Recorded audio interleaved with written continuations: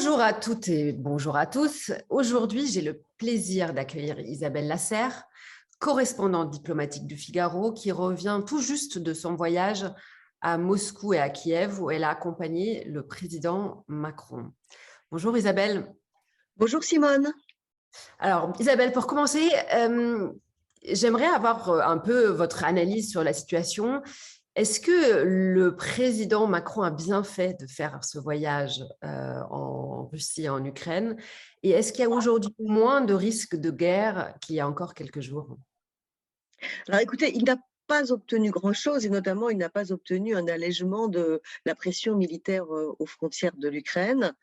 Vladimir Poutine est resté aussi très très offensif, très très agressif, accusant à nouveau l'Occident d'avoir humilié la Russie, exigeant de nouveau la fin de l'extension à l'est de l'OTAN et le recul de l'alliance sur ses frontières de l'Ouest. Il n'a pas obtenu grand-chose, mais je pense que Emmanuel Macron a eu raison de faire ce voyage. La France préside aujourd'hui le Conseil de l'Union européenne et il faut bien que quelqu'un, entre parenthèses, s'y colle. Il fallait bien essayer de faire baisser la tension et en Europe, on ne peut pas dire que les énergies se bousculent pour le faire. Alors, est-ce qu'aujourd'hui, la situation est moins dangereuse qu'elle ne l'était il y a 3 jours? Emmanuel Macron a au moins eu le feu vert de Vladimir Poutine pour relancer le processus de Normandie qui doit mener à l'application des accords de Minsk et qui ramener la paix en théorie dans le Donbass. Je pense qu'il a permis de gagner un petit peu de temps. Et vu la situation actuelle, c'est déjà mieux que rien. Le problème, c'est que son initiative était relativement vaine parce que pour Vladimir Poutine, la voix de l'Europe ne compte absolument pas. Pour Vladimir Poutine, c'est celle des Américains qui compte. Depuis qu'il est arrivé au pouvoir, le président russe n'a eu de cesse en fait, d'essayer de recréer ce face-à-face entre géants, l'URSS et les États-Unis, ce face-à-face de la guerre froide, en fait, dont il est nostalgique. Mais bon, finalement, même s'il n'a pas obtenu de concessions concrètes de la part de Vladimir Poutine, au moins Emmanuel Macron a permis de réintégrer la voix européenne dans cette crise, hein, parce que jusque-là, c'était Moscou et Washington, puisque Vladimir Poutine avait exclu l'Europe des discussions. Là, Emmanuel Macron a imposé l'Europe. Donc déjà, ça, c'est pas mal. Alors, vous sortez en même temps aux éditions de l'Observatoire un livre sur la méthode Macron en matière de politique étrangère. Et vous dites que le président est un disrupteur. Alors, le voyage du président a suscité pas mal de critiques en France, mais surtout aussi beaucoup à l'étranger. Est-ce que c'est cette disruption qui lui vaut toutes ces critiques ou est-ce que c'est autre chose? Oui, alors, bon, sur la Russie, curieusement, il n'a pas été disrupteur. Il a fait exactement comme tous ses prédécesseurs, c'est-à-dire qu'il a d'abord essayé de s'entendre avec Vladimir Poutine. Il a espéré pouvoir l'influencer et lancer un réchauffement des relations, et puis il termine son mandat comme tous les précédents présidents, en très mauvais termes avec le maître du Kremlin, parce qu'il n'a rien obtenu, sauf des trahisons et des mensonges.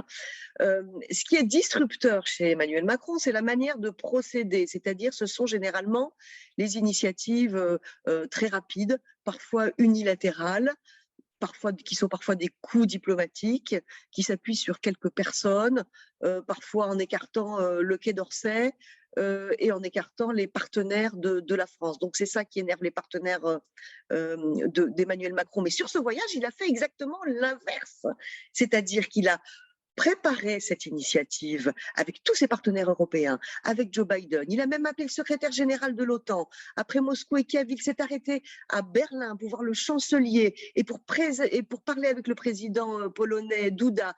Hier soir encore, il a parlé aux Pays-Baltes et encore à Joe Biden. Donc, rarement une initiative a été aussi bien préparée.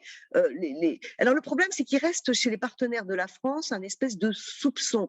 La France est toujours soupçonnée d'abord d'être complaisante vis-à-vis de la Russie et ensuite de vouloir saper le pouvoir de l'OTAN avec ses projets de défense européenne. Donc les partenaires de la France se méfient toujours, ce soupçon, même quand les choses sont parfaitement bien préparées, ce soupçon pèse toujours sur Emmanuel Macron, comme il pesait sur Nicolas Sarkozy ou sur François Hollande avant. Alors peut-être un peu plus chez Emmanuel Macron, parce que Emmanuel Macron a vis-à-vis de Vladimir Poutine une espèce d'ambiguïté, c'est-à-dire que c'est un pragmatique et un réaliste, et il est prêt à effectivement analyser toutes les solutions qui permettraient d'un côté d'apaiser la Russie et de l'autre côté de préserver la souveraineté et la sécurité de l'Ukraine. Mais quand il évoque à demi-mot ou entre les lignes des questions comme la finlandisation ou le moratoire, évidemment, ça braque contre lui tout l'Est de l'Europe et l'Ukraine. Mais en fait, c'est pas. Je pense que sur la table, il y a 20 solutions et que de toute façon, Macron, même s'il le voulait, serait absolument incapable d'imposer une solution à l'Ukraine. Il n'a pas la puissance d'un Joe Biden qui, même lui, d'ailleurs, à mon avis, serait incapable de le faire. Donc, il ne peut pas seul tordre le bras de l'Ukraine. Et je pense qu'en plus, il n'en a pas l'envie. C'est qu'il dans son discours, dans sa conversation, on n'a pas l'impression qu'il est en train de lâcher l'Ukraine. Au contraire, hein, je dirais, il a l'air beaucoup plus en fait derrière l'Ukraine aujourd'hui qu'il y a 3 ans quand il avait lancé son initiative de réchauffement avec Vladimir Poutine. Alors, il y a un autre dossier qui est assez urgent, mais qui attire un peu moins l'attention des médias ces derniers temps, un dossier que vous connaissez bien, c'est le dossier du nucléaire iranien, du JCPOA.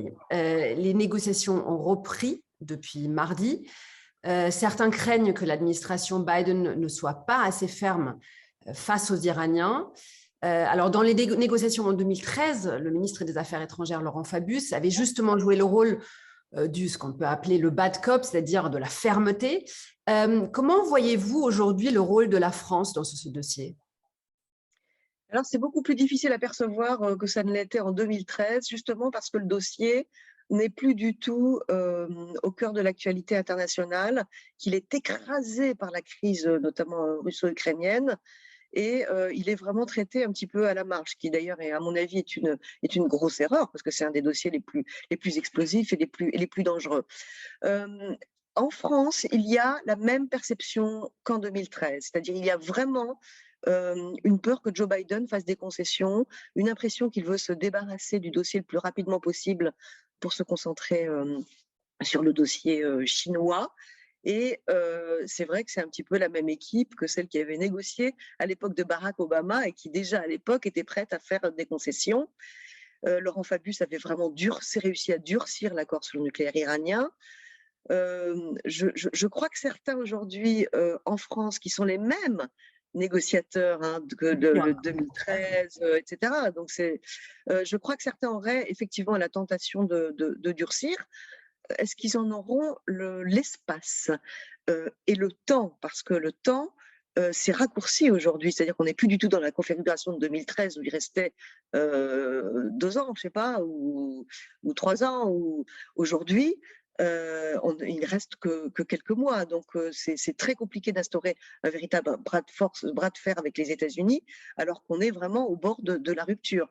La vraie question, c'est en cas d'un très mauvais accord ou en cas d'une rupture des négociations et de pas d'accord du tout, que fera la France ? Est-ce qu'elle se rangera derrière les États-Unis, une espèce de passivité en se disant bon, on a gagné 20 ans, mais maintenant il faut se résoudre à vivre avec un Iran nucléaire? Ou est-ce qu'elle durcira ses positions, je ne sais pas, suivra Israël si Israël décide d'agir de manière plus forte? Je ne sais pas, mais je crois que personne ne sait aujourd'hui. Merci beaucoup Isabelle, merci d'avoir pris le temps de répondre à nos questions. Je recommande à tout le monde, et on va mettre un petit lien, de lire votre livre Macron le disrupteur aux éditions de l'Observatoire. À très bientôt. Merci.